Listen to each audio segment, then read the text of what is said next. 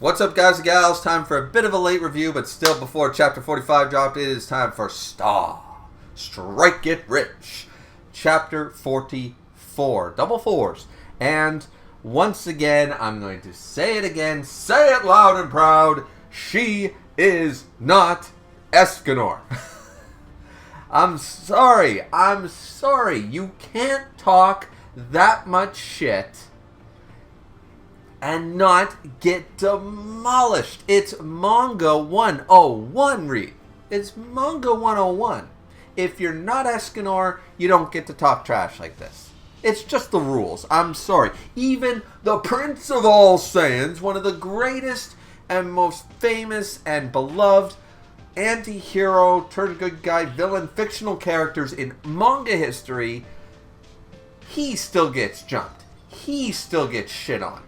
Every damn arc in one of the greatest series of all time. So if Prince Vegeta himself can't do the talk, then what made you think you could do this? I mean, it was satisfying as fuck though, wasn't it? I love this chapter. The choreography, the art, and just the beatdown, the simple, can we please stop this? Like, I'm bored. You're boring me. It was literally, it felt like Dragon Ball Z Abridged right now. It was like, you done getting your shit together? Because I'm bored. Enough with the Rakuda, the Army Breaker. You're boring me. You know, can we do something else here?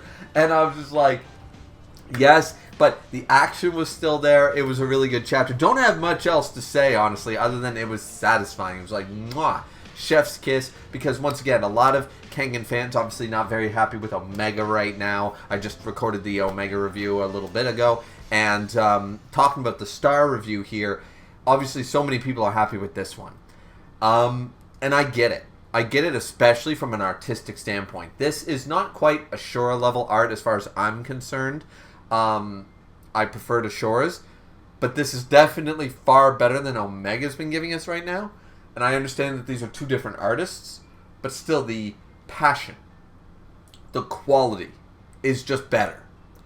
And once again, we're not here to make the debate and the comparison and the argument and stuff, but where they're both written by Sandro and both happening concurrently right now, and they're in the same universe, you're always going to make those parallels. It's unfortunate, but it is what it is. Now, I just want to say, though, that even in this chapter here, just some of the shots, just some of the way the perspectives of panels was really good. You know, the fading out of certain things, you know, the seeing Ri inside of Hina's eye, all these things just worked really well.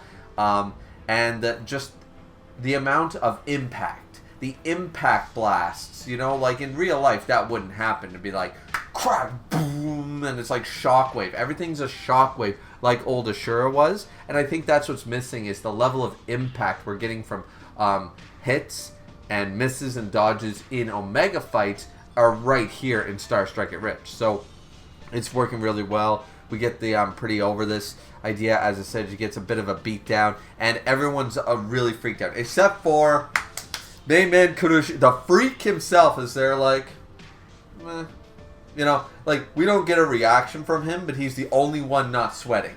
We get Lee sweating. The Cena brothers, the Cena sisters are sweating hard. The one that just fought Natsumi is sweating bullets. She's sweating fucking more than anybody. Everyone's got a sweat drop pretty much. Everyone's freaked out and going like, wait, so is this really what she's doing right now? Like, was she not trying before? Like, weren't they equally matched? Like, what the hell is going on right now? And so this is where our main character, of course, Nozomi, is, as I said, Kuroshi's just there and he's like, yeah. And like, everyone's freaking out, and he's just noticing because he's standing right by Nozomi, who's basically giving her rundown of what happened. He's like, oh. And he's just like, all right. So they're talking about different, the ways to dodge things, the way to counter not even the way to counter, the way to intercept. That's the word I'm looking for. The best way to intercept a strike is that you don't wait until someone gets to top speed. You do it during the momentum. You stop it before the momentum can get to a point where it's damaging to you. And if you know when to time that, bang, you can prevent it, and then you're not going to do any real damage and stuff, right? And it just looks so fast when that happens. And Karushi even says, your eyes never fail to impress me and stuff like that. And she basically says, yeah, but I couldn't pull it off. It's like, catching them at their top speed is just not happening. I couldn't do it, at least. That's why she's sniping them before they reach top speed. So when I first read this, it sounded like, okay, Nozomi would not be able to do what Hina's doing.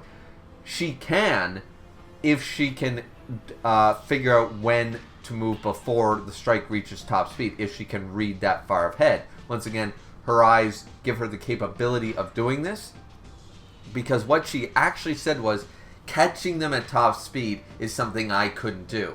But then she goes on to say, that's not what's happening here. She's catching them before they reach top speed, quite a good distance before they reach top speed, about halfway.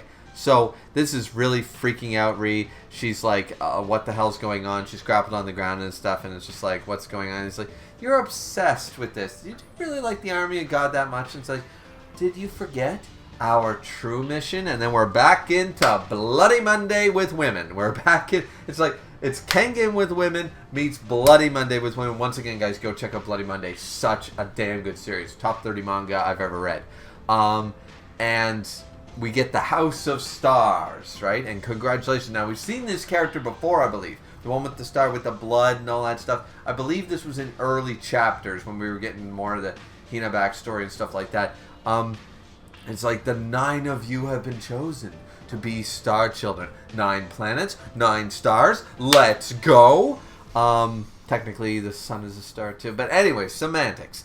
So it's like, the one day, the teacher who chose us, the Star Children's teacher was, I can't remember our teacher's face. So this is very interesting. We get this like origami looking star that we've seen before on her face. It's like, the 9 star children have gathered here. And now we get this very horror-esque. It's got all the muted colors. It looks very creepy. We got the lipstick. You know, this could still be a guy or a girl. We have no idea, because, you know, you've got just that look. It's got that aesthetic, that horror element to it, you know, like the clown makeup sort of idea. It could be that detail. It could be a woman. We don't know. It said, you will contend with one another until the final star remains. And that's the end of the chapter. Now, as I said, it was a really good chapter. From a choreography standpoint, we're getting more lore and just the beatdown, the satisfaction of the beatdown, because almost no character in manga gets to talk that much shit without proving it first. And normally, like, you can trash talk. Every character in manga and shonen and seinen, they can trash talk. But if you're doing so much, if you're doing half a chapter of talking before you've even strutted your stuff against this person, that's when it's like, no, you can't do that. That's called, literally, pulling a Vegeta.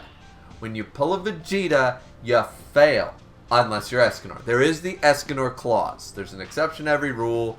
Escanor rule. But except for the Escanor clause, everything else, yeah, no, you cannot do that. So it was so satisfying that we weren't going to go against that stuff. She laid into a beatdown, said, mastering one technique is not enough to take me down. That is just not enough. And I would have been extremely disappointed had that been all it took.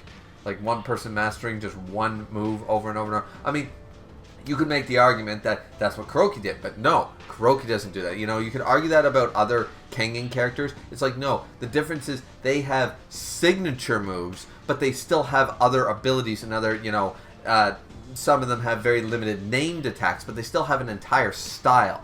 And they still have an entire fight.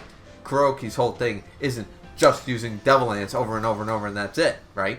And characters who did do that in the original Kengan series learned of their mistakes. Those mistakes were pointed out when you're a one-trick pony, and they faltered or they were defeated because they relied on that, a very strong ability, but, you know, it's a one-trick pony, and once you know the secret, once you know how to figure it out, You really need to master a style of martial arts, not just one technique of a style, and that's what Rhee's done. It's been exploited here. She knows how to counter the army breaker at any point, and if that's all she's mastered, she's not that dangerous.